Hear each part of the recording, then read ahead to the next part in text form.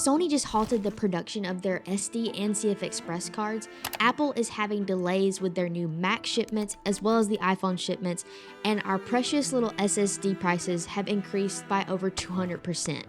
And this is all because of AI. It's not necessarily taking our jobs, but it's taking away the things that we need to do our jobs. I mean, it's not like as filmmakers, we can actually film things without storage and SD cards in our cameras. So that's kind of important, but we can make stuff without the AI tools. We've been doing it for years. So let's dive into this news and let's talk about it. So the last time I bought one of these Samsung T7 Shield 4TB hard drives, which is what I use to store all of my footage, I edit from them.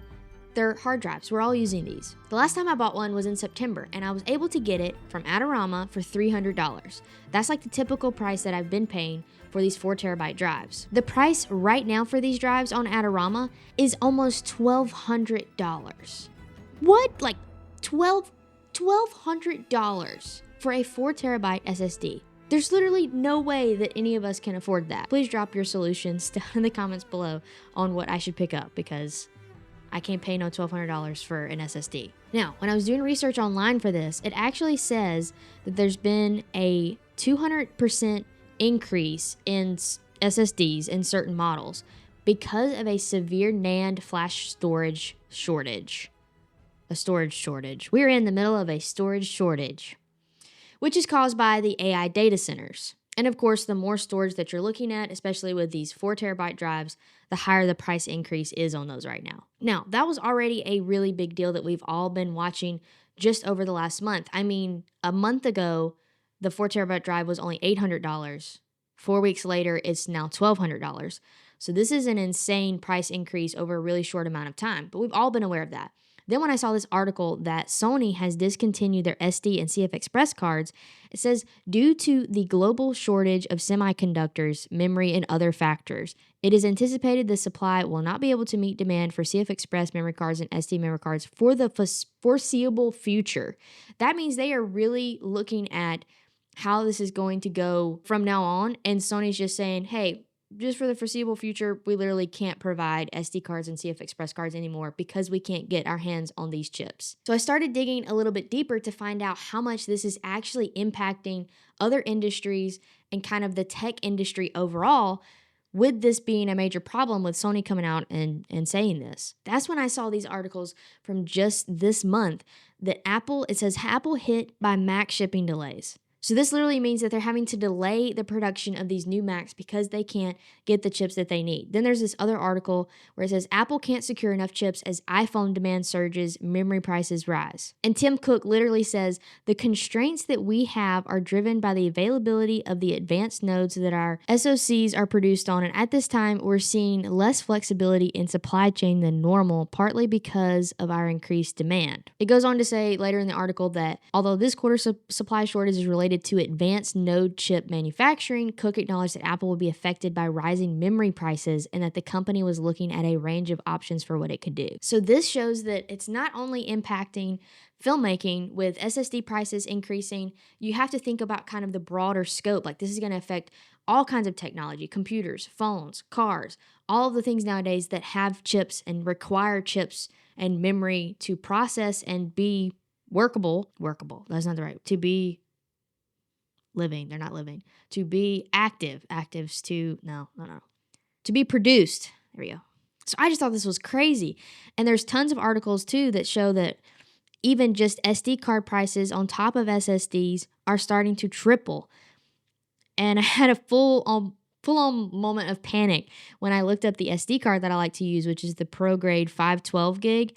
When I went to find it where I had purchased it before, they literally don't make the card that I purchased anymore. They've probably come out with like a newer model. I'll just have to do some research on it. But I was like, it's already happening. It's gone when I saw that.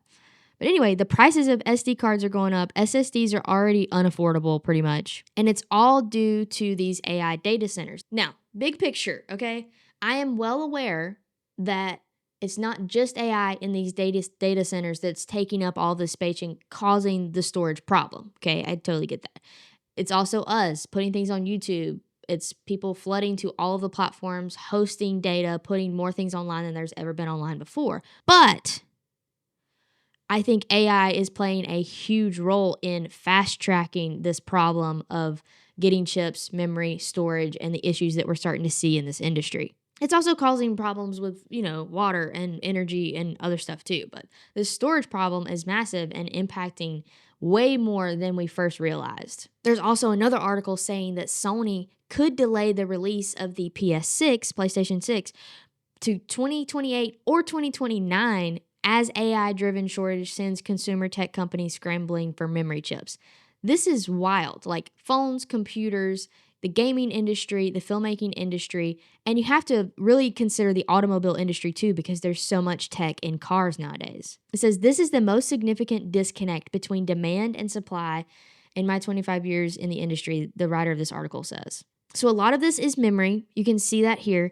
With the rapid rise of AI models has led to an unprecedented shortage of high bandwidth memory, but it's also packaging bottlenecks, helium shortage, because that goes into a lot of the production of chip manufacturing. So helium is crucial for that. And it says up to half of US data centers planned for 2026 are facing potential delays or cancellations due to shortages in AI chips and other infrastructure components. So here's what's interesting to me is if we're already experiencing this many shortages, and AI's only been, a big thing for, let's just say, like the last year. AI's been around for forever. I am understanding that AI has been in things for forever. I'm talking about like our current models and usage of AI as we know it in like the last year and a half. If we're already seeing this significant amount of shortage and problems and postponement of getting things produced and sent out, this is concerning to me because it's like,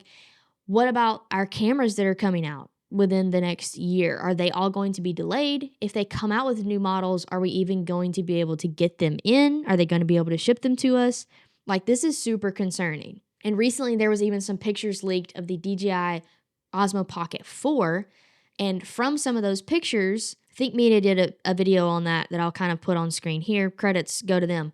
But it shows that there could be internal memory built into the camera, but then he also couldn't find any pictures that showed a micro SD card slot. So obviously nothing is, proven on that because we haven't actually seen the model yet. These were just leaked photos. But what if they're moving towards some internal memory and replacing the SD card because SD card prices are so high? They're just building in a little bit of memory that they're able to. What if they start doing that in more camera models?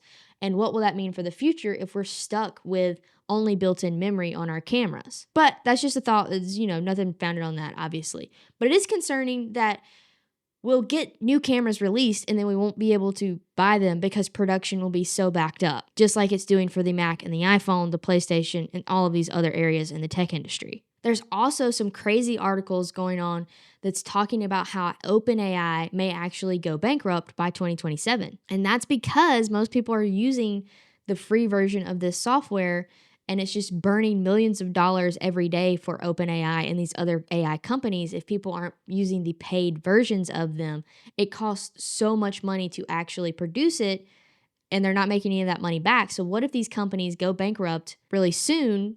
I mean, how many people are already relying on them too much at this point? I mean, we already know that OpenAI actually discontinued Sora, their AI generative video platform. It says it will be discontinued on April the 26th, 2026, and the Sora API will be discontinued on September 24th, 2026. And what's crazy about them shutting down Sora, this just proves that they're losing a lot of money right now. They had already signed a $1 billion deal with Disney. So now that deal is completely off the table and they're discontinuing Sora and it's literally just going away. Now, here's why I think that a lot of this AI and filmmaking and what's happening in our industry is really interesting right now. And it's because there's two sides to this whole filmmaking and AI thing.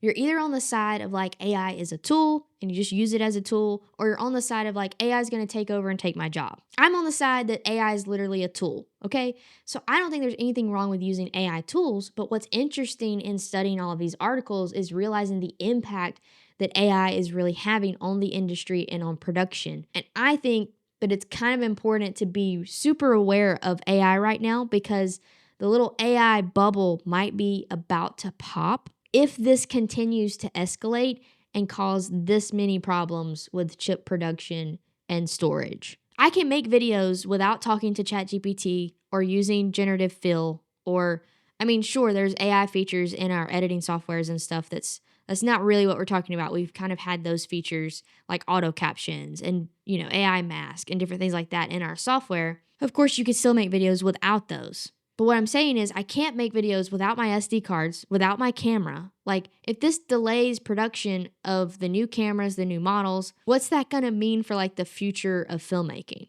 And in my opinion, like some of the AI generative stuff and the software is good and it's like neat. It can do some neat things, but it's honestly not really at a place to be like that. Like, oh, this could really, replace things and you could just exclusively use AI. Like, I don't think we're even close to that point. Yes, it's come a long way. There's some really cool stuff, really neat features. There are some videos that are like really, really well done, but I think it's overhyped. I really think that the AI hype is over. I think right now companies are hyping it up too much to where it's really beyond what it can actually do, but people are buying into just the free, like just talking to it about the most random stuff. They're using it for like the most trivial things instead of really using it as a tool that can speed up your workflow. Anyway, I'm really curious to know what your thoughts are about AI, the industry, filmmaking, what's going on with the tech world right now. Leave them in the comments below what your hot takes are about AI, where this is all going to go. What do you think is going to happen just in this year? Because we've already seen so much and we're just in April, the time I'm filming this. Let me know what your predictions are. Are you using AI? Does it speed up your workflow? Have you found enhancements that you're just like, AI is the best thing ever? I want to know all of that in the comments down below. If you like this video, be sure to check out this video right over here.